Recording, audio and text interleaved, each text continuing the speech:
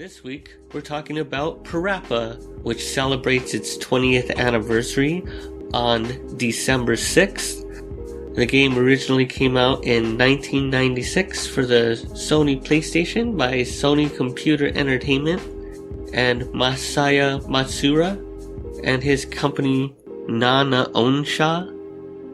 And Parappa the Rapper is the definition of a original, brightly colored, cartoonish, Japan-developed niche title that created a brand new genre of games. My favorite kind of game. Well, in Japan it was anything but niche. I mean, it sold nearly 1 million copies in its first year in Japan alone, and spawned an anime series and multiple soundtracks. Matsuura, creator of the game, considers himself a niche guy, at least according to interviews with Chris Kohler from Power Up. So that's all the objective confirmation I need to consider this a niche title. Even if it is a niche title that sold so well in Japan that it became the de facto mascot of the PlayStation 1. So one of the most original things about the game is the fact that there's no horrific final villain that has to be confronted to save the world from evil at the end of this game. All Parappa wants to do is learn how to rap, learn some karate, get his driver's license, and perform a concert to impress a flower. That flower being the girl he has a crush on. But don't let the low stakes sounding story fool you, because once you get to the final stage in a Parappa or Jammer game, it's still incredibly epic. The final stage consists of performing a concert, which is a great way to feel like there's a clear culmination of all the work you've spent mastering the music of earlier levels. So every little guitar riff or rap line they throw at you, you're already prepared for, and you just have to perform your ass off just like you've always wanted.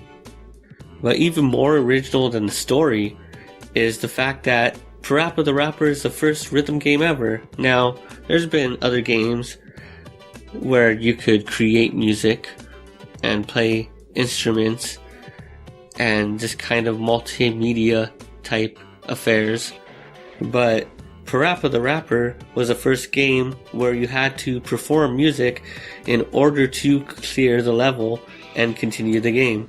And the quality at which you performed the music would have an actual in-game effect as all your fans start leaving and all your friends stop dancing, and you go from good to bad to awful until finally they just can't stand it anymore and they just stop you from playing.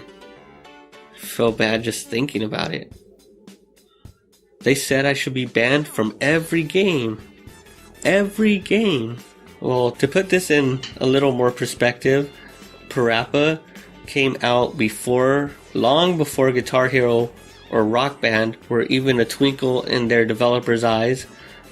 Even before Dance Dance Revolution or Beat Mania were developed by Konami. I mean, this game is 20 years old now. And not only was it the first rhythm game, it was the first rhythm game to feature a full hip-hop soundtrack. I'm not sure if there were other video games with hip-hop soundtracks before Parappa, so I can't claim it's the first hip-hop soundtrack ever, but it's definitely the most popular hip-hop soundtrack in video games. I'm pretty sure plenty of actual non-cartoon dog rappers have said kick punch in a line or two. And as an aside, while we're on the subject of Parappa the Rapper, I'd just like to state that it is not called Parappa the Rapper. It is not called Parappa the Rappa. It's called Parappa the Rapper. And since this is a podcast, I can't even bring up all the grammatical errors. Like I said, this game is incredibly colorful, so you can't talk about the Parappa series without talking about the colorful, surreal art of Rodney Greenblatt. putting these paper-thin characters in a 3D world created an incredibly surreal look. And if that wasn't crazy enough, there are so many little oddities and oddball drawings that just keep you staring at the screen for so long trying to make sense of it all. And especially when you're playing the game, it's hard to see everything that's going on. So when I watch friends play the game for the first time, I'm still noticing weird little things going on in the background that I never notice when I'm trying to lay down some dope rhymes or blister my way through another guitar solo. And because of the incredible artwork, the Parappa series, Parappa 1, Jammer, and then Parappa 2 could all do great with a serious HD facelift and bring out all the shine on the great artwork in this game. Also, for a great story about the history of Parappa the rapper getting made, check out Chris Kohler's book Power Up, which has a cool little chapter that taught me all about the history of Parappa. Now let's talk about my history with the games. The first time I played Parappa, it was a demo that came somehow with the PlayStation. There were just demos everywhere for the PlayStation for a while. It was good times if you couldn't afford video games. I played the first level of so many PlayStation games. Anyway, I played the demo of Parappa, and it was pretty cool. Kind of difficult. I couldn't quite get the rhythm of the game from the first level. But unfortunately, I never had the money to get the game, and I knew of no other person that owned it, so I never really gave it a try at the time.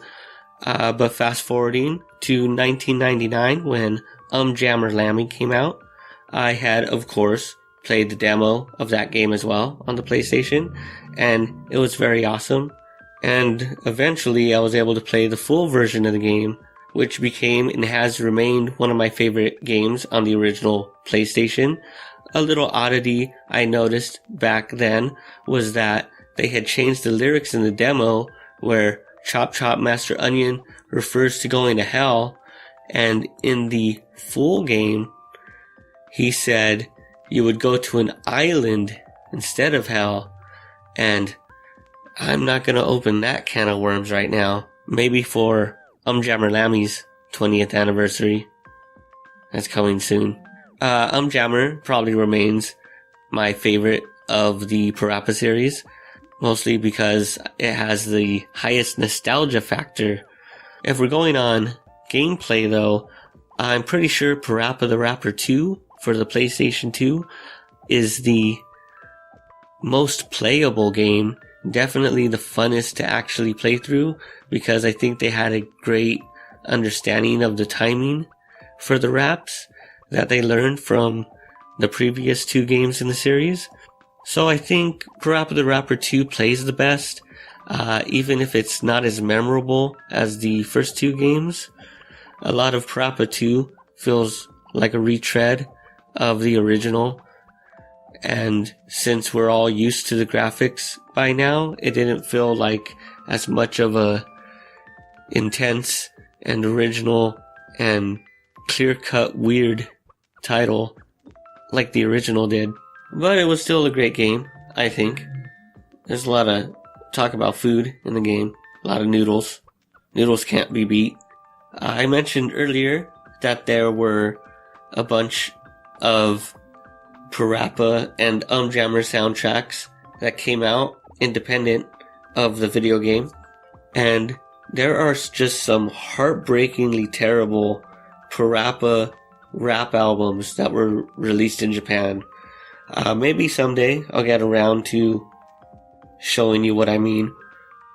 But this is a day to celebrate Parappa, so I will not bring down the mood with that malarkey.